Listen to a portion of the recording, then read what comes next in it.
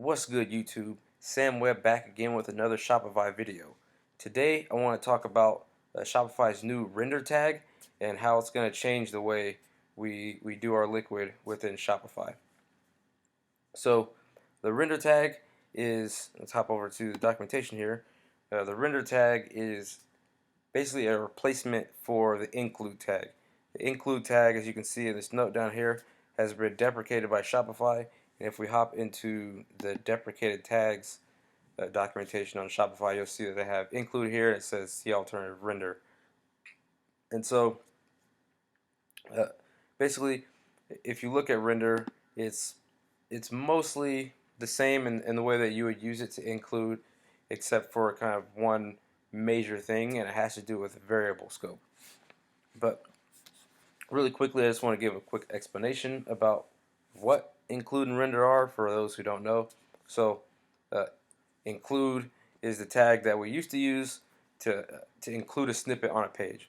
And so if I hop over to my code here, you'll see that, let me close some of these, close templates, and leave snippets open, and you'll see that within snippets I've got this this split content snippet that I have, and this is the one that I have open here.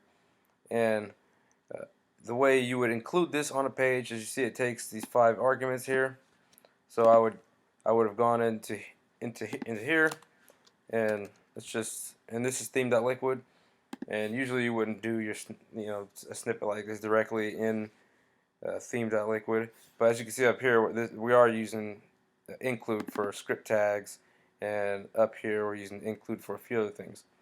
And so down here what we would do is we'd say include split content with, and then this with is going to allow me to pass in these arguments. So we're going to have image copy flipped and URL, and let's just pass in image as an empty string. Let's pass in headline as hello world. I'll make sure we've got these commas. Let's pass in copy as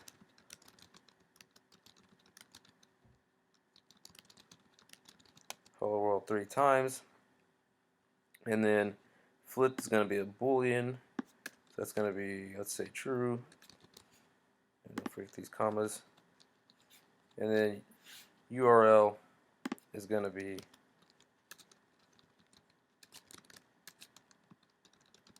google.com. Right, if I save that, make sure, hopefully I don't have any errors. You see the page refreshed.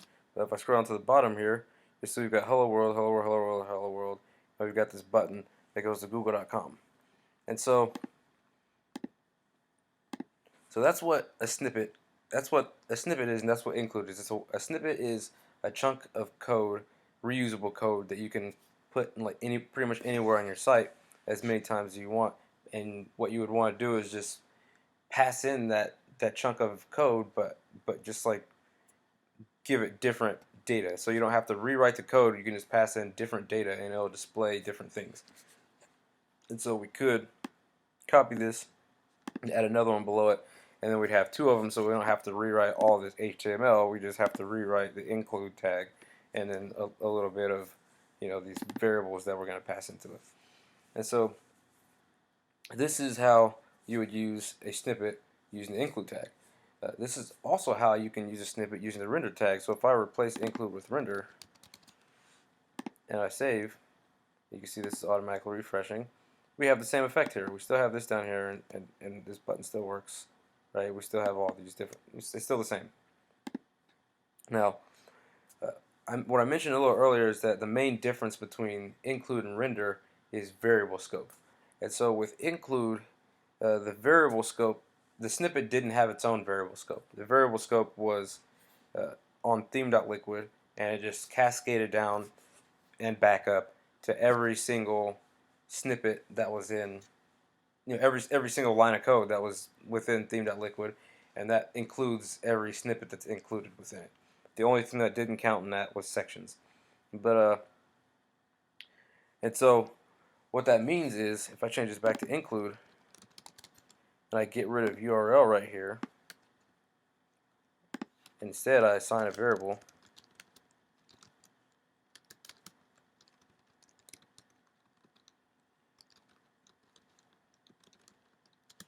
Right, I assign a new variable called URL, and then I assign that to Shopify.com, and I save this. So now, when I come down here and hover over this, you'll see that the little tip that I get in the bottom corner of my screen now says Shopify.com instead of Google.com, and uh, and so that's so what you get here is you have a situation where you've got the snippet that's expecting a variable to come from the outer scope, and so now you have to depend on the code within this snippet depends on some code that was written somewhere else for it to work, right? Outside of its like actual include tag, and that's pretty dangerous.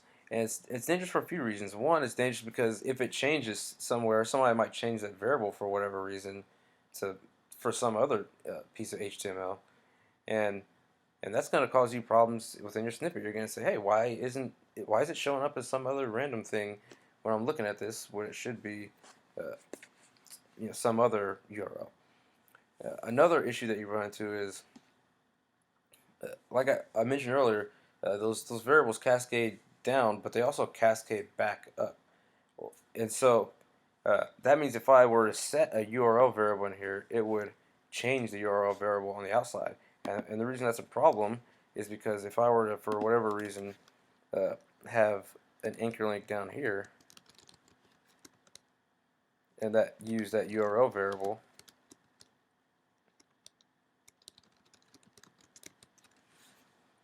and I save that, you see that now we've got this hello way down at the bottom of the page, and that's going to be hard.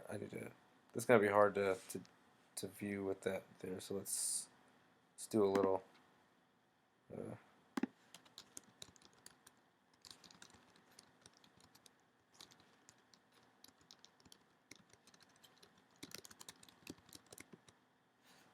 I'm just doing this just that that Shopify logo is not blocking when I'm trying to hover over this.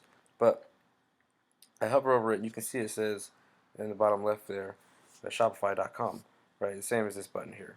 And so, but where the problem lies is if I go in here, and for whatever reason, I've got some logic that says, hey, I want this URL in here to change based on some specific condition. So I'm not going to write a real condition. I'm just going to say if true.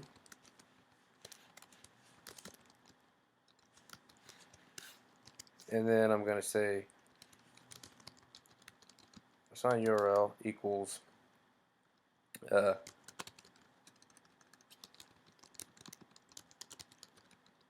Facebook.com, right? And we're going to get exactly what we expect on this button, right? This is Facebook.com. But what we might not expect is that some other button that randomly is on the site will also be Facebook.com, as you can see in the bottom left there. And so this issue of snippets not having their own scope is the source of a lot of bugs, and Shopify has decided to remedy that with the render tag.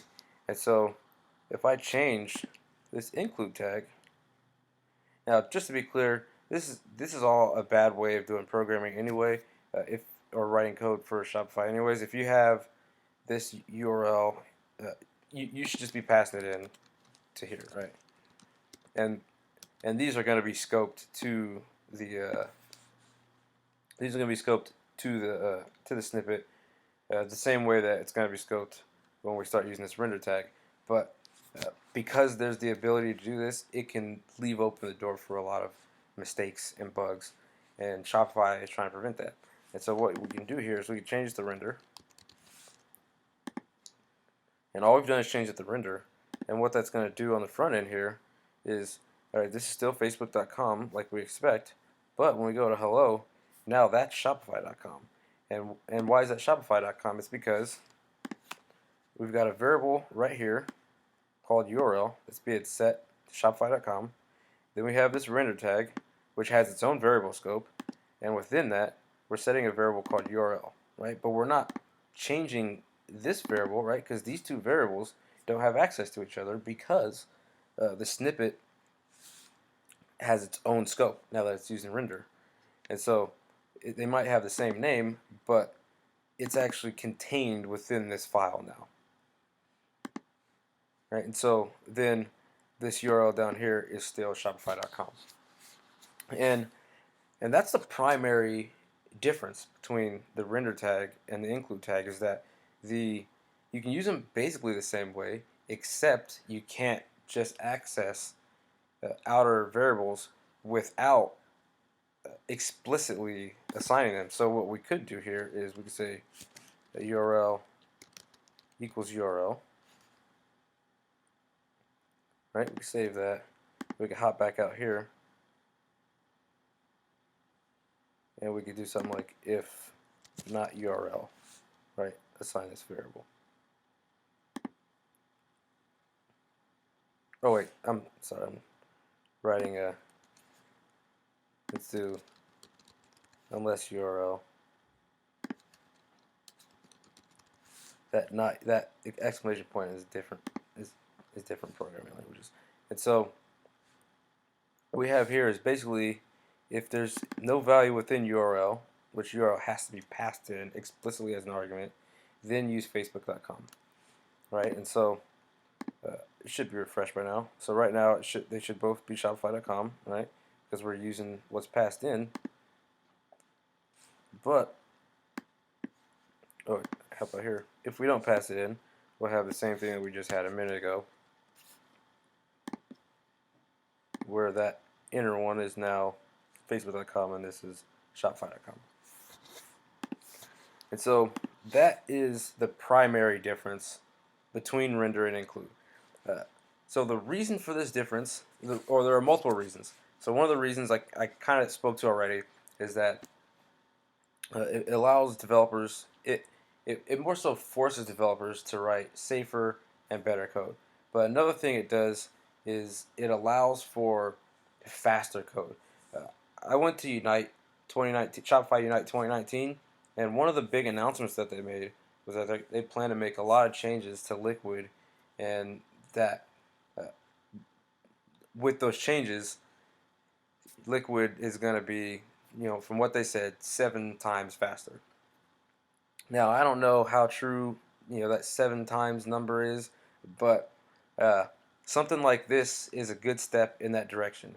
And basically, the way that works is, if you think about the include tag and how it has, and so basically, if you think about the rendering engine for Shopify, right, it's going to get to a snippet, and then it has to figure out how to render the HTML for that snippet, or how to create HTML from that snippet. And part of that is by replacing those liquid tags with data, right, with some words, with whatever, and oh, so let me scroll back to where we were. And with that, they're going to have to, if you're using include and you have variable scoping that you can get, your variables can be set anywhere, what you're going to have to do is when you run into a variable, you have to check this entire massive, bunch of files to try and figure out where this variable may or may not have been set. Like basically the closest place above it that it was set. And that's going to take a lot of compute time. And so and it's even worse when you would get outside of that snippet and you've changed it within the snippet and you're 5 snippets outside of it, and you've got a variable that's being used in some snippet, and you have to try to figure out where this variable is set, and the problem there is that whole process is just slow. And so with render, you're only going to be looking at the file itself to try and figure out what the variables are that you're going to be replacing. So you're going to be looking at what arguments were passed in and what variables were set within that snippet. And so you don't have to look at the outer scope to figure out anything about the snippet.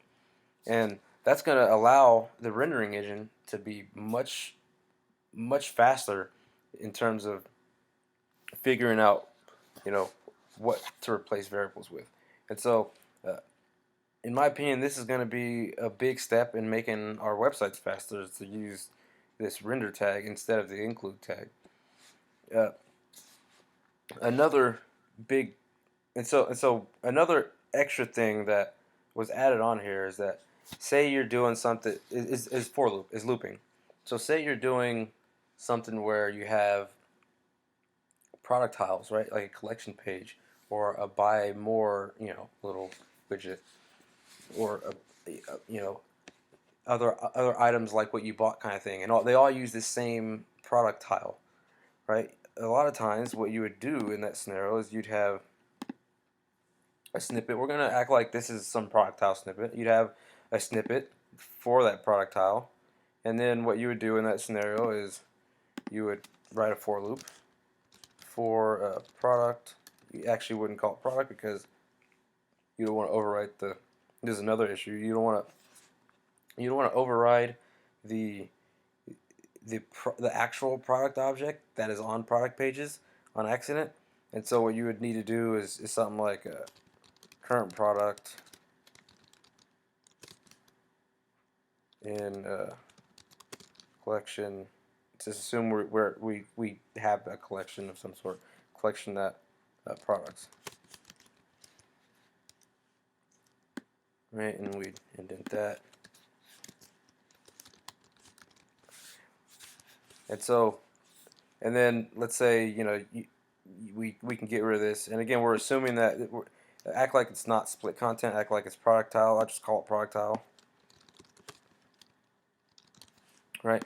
And in here, we can just assume that there's going to be a current product object and use it, right? And so again, this is a problem because there may be somewhere else where we have a current product object. We might have set something up here that's called current product for some other reason, and then like right here it gets overridden, and then down here we're trying to use it again and it doesn't work, right? And so I can actually get rid of these as well really quickly. And so again, this leads to bugs, and you could consider it, bad coding. And so, from what I've seen, Shopify has noticed that this is going to be, if we're not going to be able to, and with render this won't work anyways, right? You could do this with include, and you would just be able to within product tile know that current product will exist, but you can't do this with render. And so what Shopify has done, and before I get into what Shopify has done to fix this, well, you could still do the old, with, right, and then product, right, and then within there you could have it named product because it's not a big deal because it's a scoped variable. But what Shopify has done is, instead of making these variables at all in the outer scope, right? Because now you're making this current product variable in the outer scope, and it doesn't need to be there, right? It doesn't need to be used in theme .liquid scope. It needs to be used in the render scope. And so if it doesn't need to be used in theme.liquid scope, then why create the variable in that scope, right? And so instead, what they've added is a way to do a for loop within here. Now I'm going to have to look at the documentation for this just to cover it.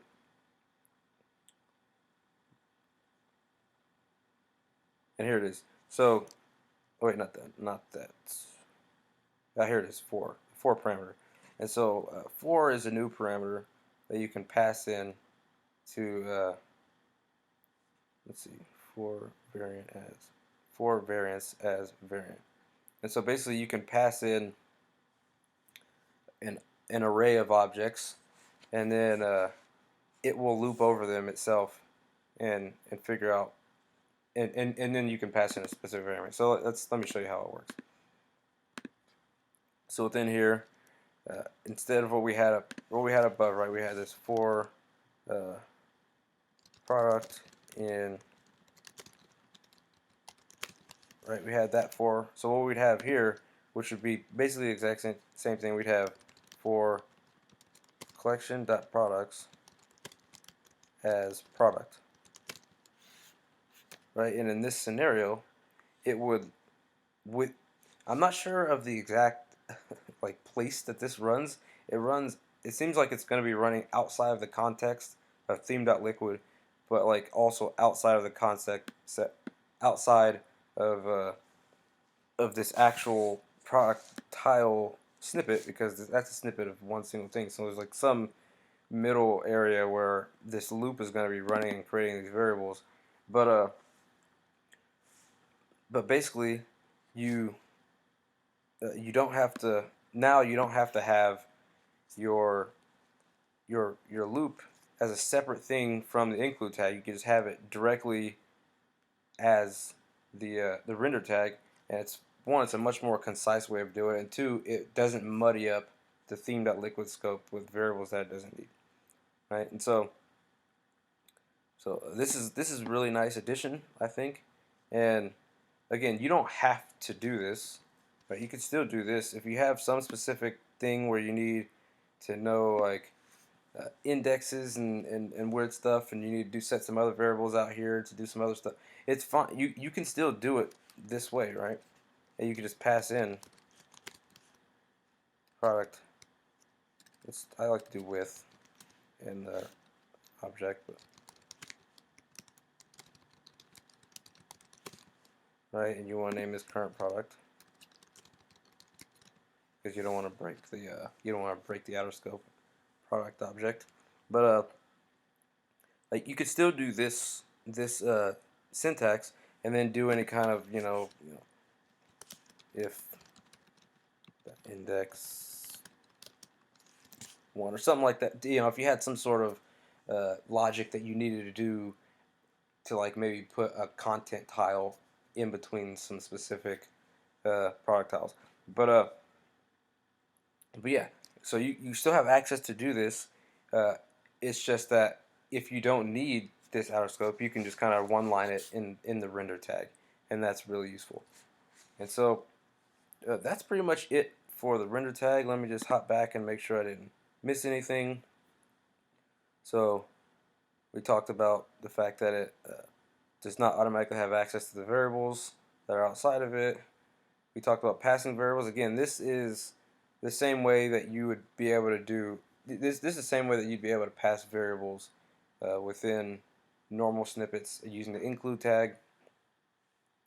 And this is another one by using with.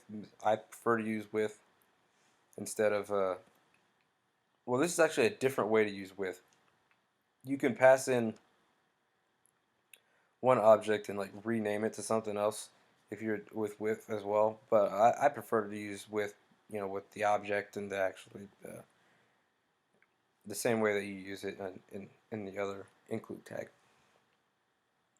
But this is another way you can do it. You can just like change the variable name of something, and then we've got the for, which is what we just talked about. And what you see here is right here it's doing variance equals product.variance, and this passing in variance here. And I assume that it's just doing that for the sake of making things clear what's happening. You shouldn't have to create this variance variable. It's gonna be fine to put product.variance here. And that's all. So hopefully that helps you kind of speed up your sites and helps you get into using some of the new tags that are coming within Shopify. If you go to this page, I'm going to link this page in the details. You can see a bunch more of just like the tags that are available, and some of the other new ones like this echo tag or like this liquid tag. And yeah, so hopefully that helped. Thanks for watching the video, and if you like this video, like, comment, subscribe, and I'll see you next time. Bye.